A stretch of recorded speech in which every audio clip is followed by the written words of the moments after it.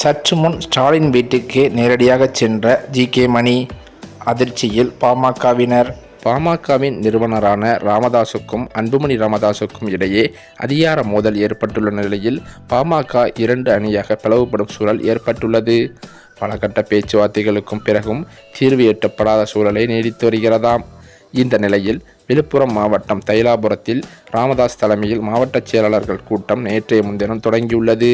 ராமதாஸால் புதிதாக நியமிக்கப்பட்டுள்ள மாவட்ட செயலாளர்கள் மற்றும் மாவட்ட தலைவர்களும் மட்டுமே இந்த கூட்டத்தில் கலந்து கொள்ள அனுமதி என்றும் வழங்கப்பட்டுள்ளது.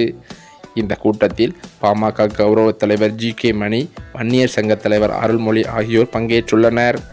நேற்றைய முந்தைய தினம் நடைபெற்ற ஆலோசனை கூட்டத்தில் பாமகவிற்கு புதிய பொதுச் செயலாளரை ராமதாஸ் நியமனம் செய்துள்ளாராம். பாமக மாணவரணி செயலாளராக இருந்த முரளி சங்கர் பாமகவின் மாநில பொதுச் செயலாளராக அறிவிக்கப்பட்டதோடு வடிவேல் ராவணனை பொதுச் செயலாளர் பதவியிலிருந்து நீக்கி ராமதாஸ் அறிவிப்பு வெளியிட்டிருக்கிறார். இந்த நிலையிலோ தைலாபுரம் தோட்டத்திற்கு வந்த பாமகவின் கௌரவ தலைவர் ஜி.கே. மணி செய்தியாளர்களை சந்தித்து பேசுகையில், 1 வாரத்திற்கு முன்பு ராமதாஸ் சென்னைக்கு வந்திருந்தார். சென்னையில் நானும் போய் 2 மணி நேரம் பேசினோம். சுமூகமான தீர்வுக்கு வர வேண்டும் என்றும் வேகமாக காலம் தாழ்த்தாமல் முடிவுக்கு வர வேண்டும் என்றும் பேசினேன். சரி என அவரும் ஒத்துக்கொண்டார்.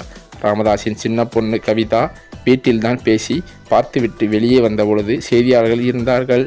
அவர்களிடமும் நல்ல தீர்வு விரைவில் வரும் என்றும் சொல்லியிருந்தேன்.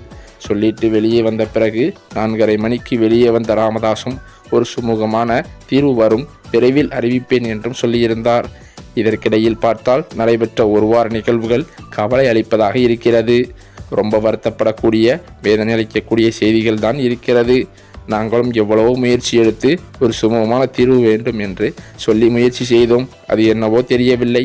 காலம் தாழ்த்தி போய்கொண்டே இருக்கிறது.